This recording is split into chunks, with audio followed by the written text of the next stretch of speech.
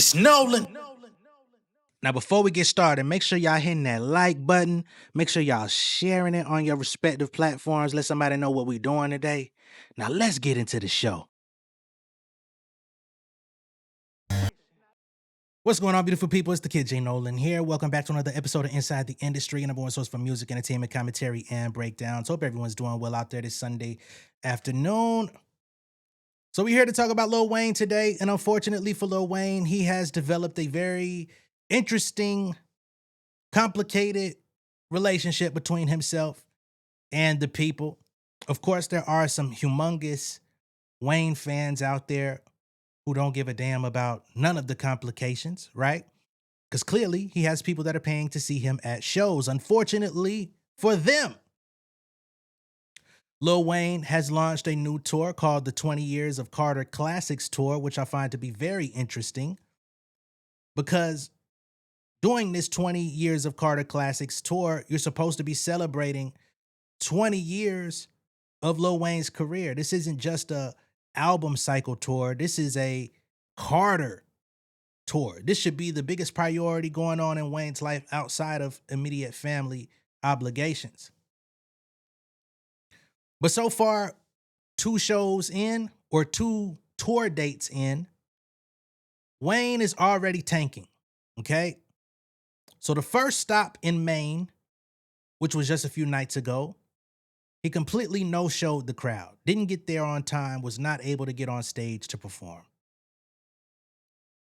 He did, however, make his way to Mike Rubin's White Party.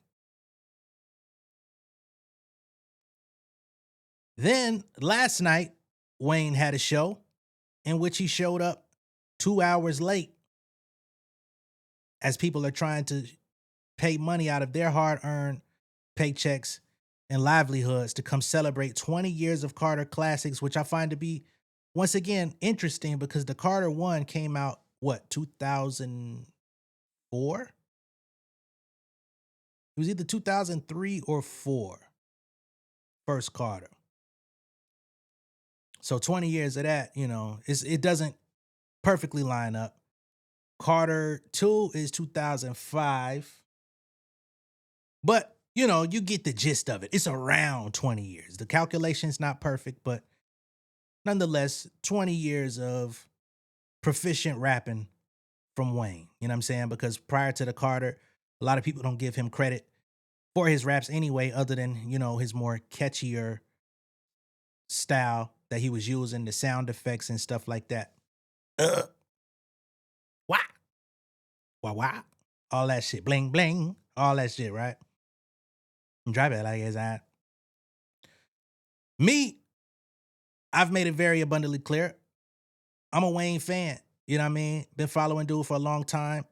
Even when he was doing that shit, my neighborhood, the little kids at the time, we called ourselves the Hot Boys. It was like a little a little clique or a little fraternity, if you will.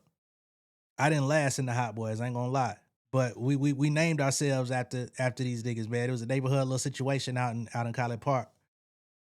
And niggas used to fight over who was gonna be Juvie, who was gonna be Wayne, who was gonna be Turk, who was gonna be BG.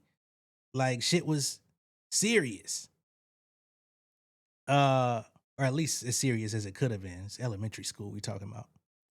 So over the years, as he improved, as he got better with his music, with his punchlines, as he studied more East Coast rap, idolizing Jay-Z and put them Carters out, like nigga earned this spot, put them numbers on the board, put classics on the board. I was a reluctant Wayne fan at one point and had to give in. So all of these years later, in 2026, I'm one of the people that is very disappointed with what I've seen from Lil Wayne these last couple of years. You know what I'm saying? Wayne is still good for a feature verse. You know what I mean?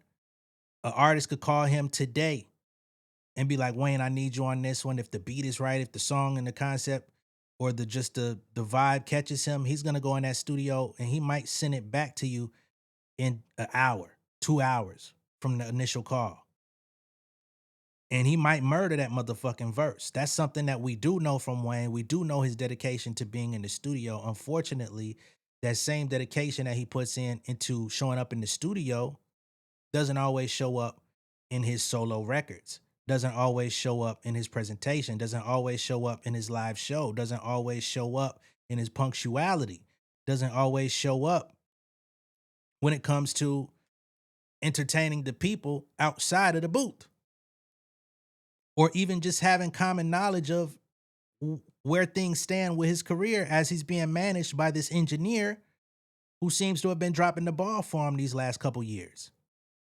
That's not excusing him, but it's also giving him the responsibility of putting people in place on his team that can be doing the job to the best of their ability. And if they're not doing it, you got to replace motherfuckers.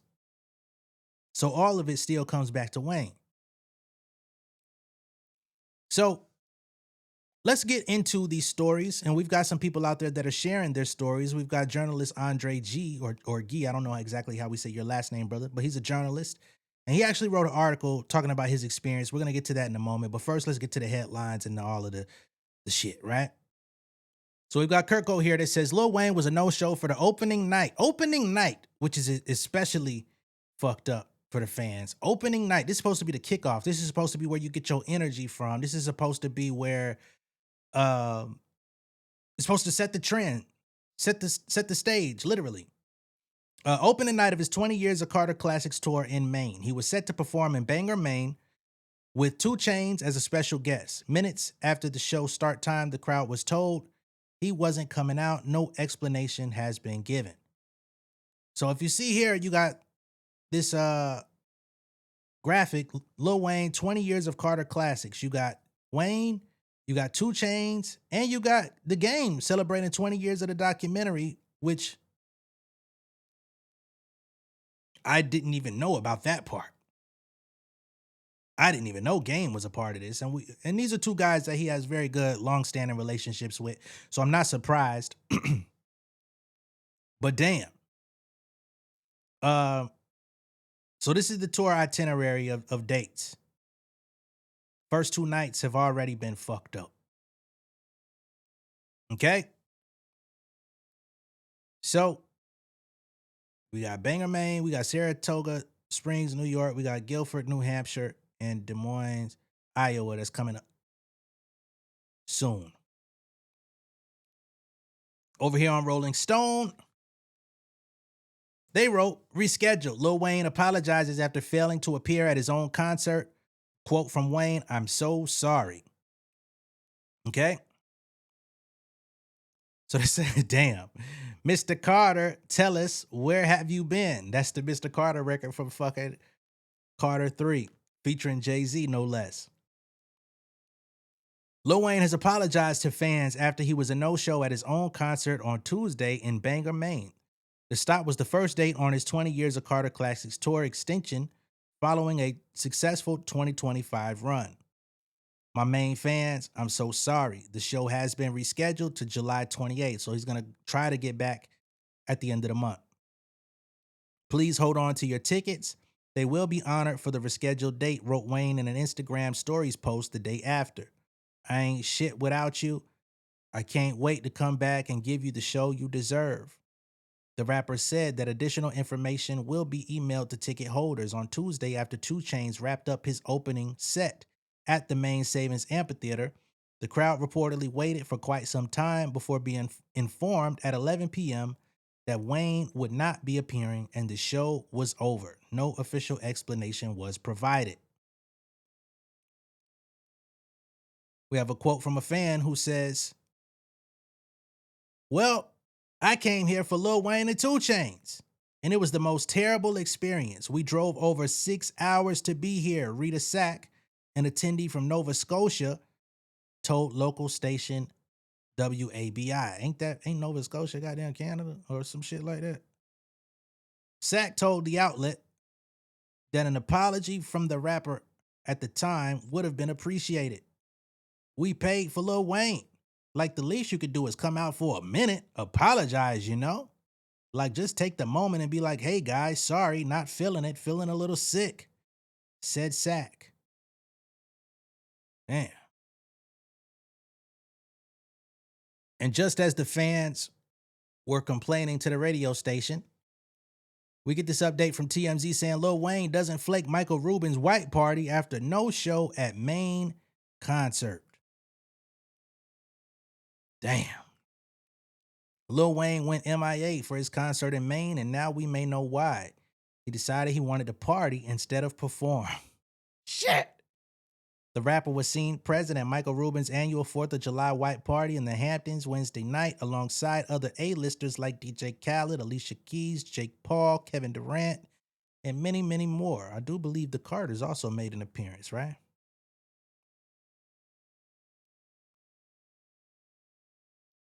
It looks like Weezy didn't flake on Michael's party, but clearly that wasn't the case the night before when he dipped out of his own concert in Maine without even touching the stage. As you can imagine, fans went out to annihilate Lil Wayne on social media for his rude and disrespectful gesture, and we imagine those same fans are seeing red after learning Weezy was present at the white party the following night. We do not know if this party was the reason Lil Wayne decided to miss his concert on Tuesday, but it's not the first time the rapper has done something like this, with no shows for concerts in Toronto in 2025, California in 2024, and LA in 2023. It's definitely being noted by fans in Maine as well as the fans who are now crossing their fingers he doesn't bail on his show at the Saratoga Performing Arts Center in New York tonight. Lil Wayne has rescheduled his main concert to July 28, which we just read on Rolling Stone, and apologized. Hopefully missing his tour's opening night isn't a sign of what's to come. And just like that, New Hampshire also gets a disappointing outing. TMZ, they on his ass. They say Lil Wayne, I'm a sucker for pain, gets more hate for showing up to concert late. Lil Wayne pissed off another contingent, of his loyal fans after bailing on a show earlier this week because he apparently showed up in New Hampshire Friday, but it took him a million years to get there. They using this nigga song titles against him on both posts. Here's the deal. Lil Wayne was scheduled to play a show at the Bank NH Pavilion in Guilford, New Hampshire last night, which fans say was supposed to begin at around 9 p.m. We got these posts from social media. Bro was supposed to come on at 8:50. We left at 10:45. He apparently came on at 11 for 1 hour. Such a scam. So the people waited 2 hours. After they started to leave, that's when he finally made his appearance. Mr. Social 86 says, fire your team and everyone around you and reboot yourself before they ruin your legacy. We got another one. K Waymouth says, if you have tickets to future shows, sell them. We left at 10:30 last night in New Hampshire after waiting 2 hours. Rumors are he came on at 10:45 with an 11 p.m. noise ordinance in the town. Such a disappointment. Seriously, sell your tickets.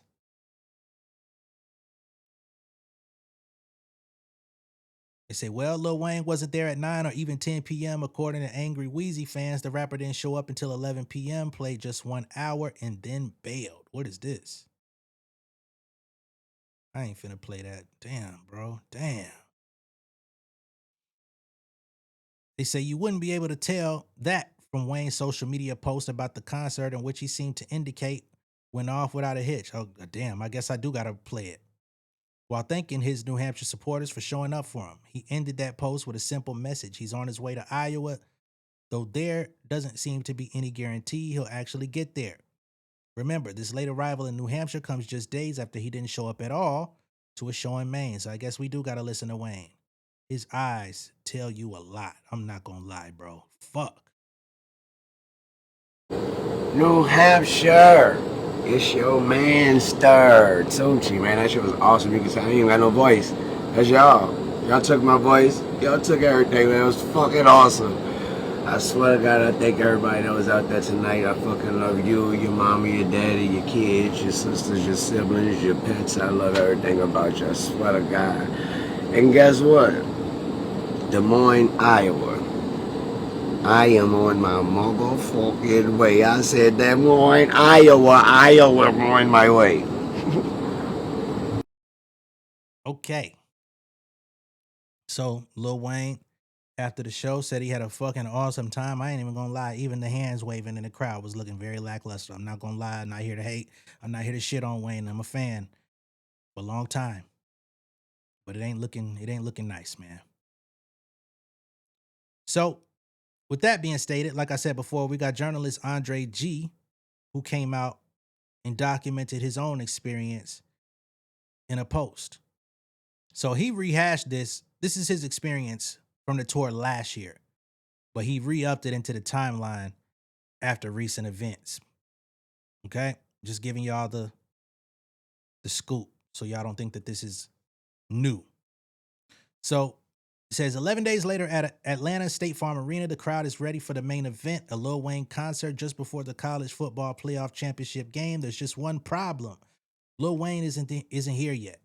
It's 11 p.m., an hour after Wayne's set was supposed to start, and a dozen or so people, mostly members of Wayne's team, wait backstage. Marishulo paces while taking phone calls. One balding arena worker quips to his coworkers in a Georgia twang. You think I could grow some hair by the time this fucker gets here? Jesus. Ah, shit. 30 minutes later, things abruptly go from 0 to 60. 3 Atlanta cops dash outside to meet Wayne's Sprinter van. So 30 minutes later, he wasn't even on stage. They was rushing to get him to it. Soon after, Wayne's son's Cameron, 16-year-old Dwayne III, a.k.a. rapper Lil Toon, and 15-year-old Neil, a.k.a. rapper Lil Navi, file in. And then the man of the hour bounces in, adorned in a baggy black and white camouflage sweatsuit, black boots, and a black beanie, and white sunglasses. I bet it's all Balenciaga. His platinum pinky ring and lit blunt are competing to be the most absurdly large thing on his fingers. There are 2 free Lil Durk shirts in the dressing room later. When I ask Wayne about them, he tells me he didn't know this Chicago rapper was in jail. Damn. So he actually got to sit down and talk with Wayne. Atlanta Hawk greats Trae Young, who are no longer here. You know, he's with the fucking Washington Wizards. And Dominique Wilkins, shout out to Neat, are probably the only other people who could get away with walking through the arena's metal detector token a blunt. Neither would. The detector goes off as Wayne passes through, but no one gives a fuck. There's relief and excitement as the previously scattered parts of Wayne's ecosystem huddle together and form a wall around him, security in front. About 10 of us briskly walk on stage as the lights dim. Just 5 minutes after he exited the Sprinter, the crowd pops to the opening flares of Mr. Carter. I was wondering the same thing as the song's hook, which asks, Mr. Carter, where have you been? I've come to realize that time simply isn't a factor in Wayne's world. Philip Lopez, the photographer, tells me that their private jet to Atlanta was scheduled to leave LA at 1 a.m. They sat on board waiting until Wayne showed up at 6. So he had the motherfucking private jet waiting for 5 hours.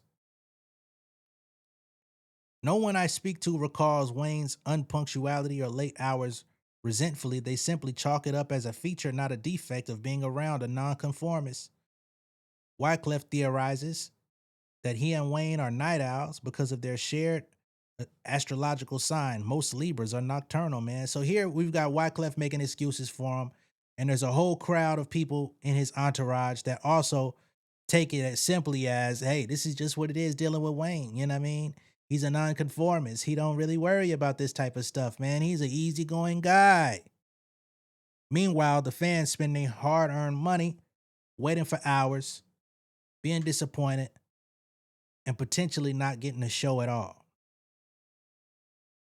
Now, remember, for years, people ripped a new one into Lauryn Hill for this very same activity. So please do not be a stranger when you see Wayne getting the same treatment, getting the same articles, getting the same everything. But unfortunately, I don't think that the complaints will be as loud as they have been for Miss Lauryn Hill. Just being honest, being real. We've talked about it on my channel before with her. You know what I mean? all is well that ends well. She was just honored at the BET Awards, and it was a lovely sight, right? At the end of the day, I don't think anybody talks down on either or any of these artists because they lack talent or because they're not iconic or because they're not important. It's simply because you are those things. And with that comes expectations at bare minimum to be punctual, be on time. We're here for you, be here for us. And if you can't be here for us, then don't come at all. And don't lead us on to think that you are. These are the very people that line your pockets for years. In his apology, he said, I ain't shit without y'all. Please make the people feel a little bit more comfortable with your actions more than your words. That's all. Now, there are some people that don't fuck with Wayne at all, never will fuck with Wayne, and that's to be expected. But I also think that's a minority. You know what I mean? Although it may be loud, but he got to get his shit together. He been fucking up. He been playing victim.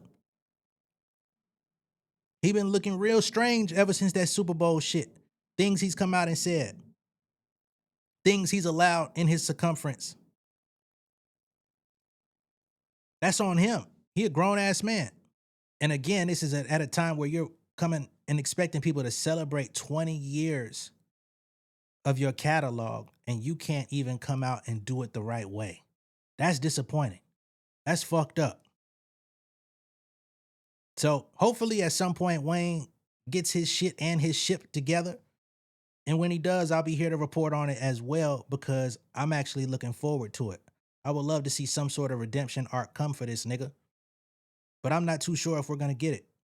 Let me know what y'all think of all this down below in the comments. Be sure to like and share this video. If this is your first time seeing me on YouTube, go ahead and subscribe to the channel, become an insider. I will catch y'all on the next one, man. Peace.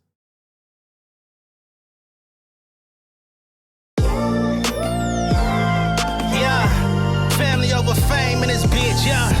The glory of living righteous is setting in. My street knowledge and education's a perfect blend. Young mogul, independent, I've been setting trends. The first one from my family to be faithfully wed. Fuck niggas and the horses that they riding on. I see this shit from all angles like a polygon. I'll never politic and the drama be piling on. Father and great son acknowledged like I'm Bobby Bonds. Conversation with my lady about the paper route. 5-6 bank accounts every day I make it count. They down talking my commentary for hating now. Well, I can take it cause I'm bodying your favorite now, please. I can do this shit in my sleep. I been writing for these niggas, y'all read it and weep. I been fighting these niggas if you speak on the street. I'll turn your birthday party into New Year's Eve. Don't let me take it there. We ain't playing fair. This the ATL, Southside nigga moving furniture like Wayfair. Life on hold, no insurance for your healthcare. Lifeline gone, so you wanna be a millionaire? Well, let me tell you about this world I built. The women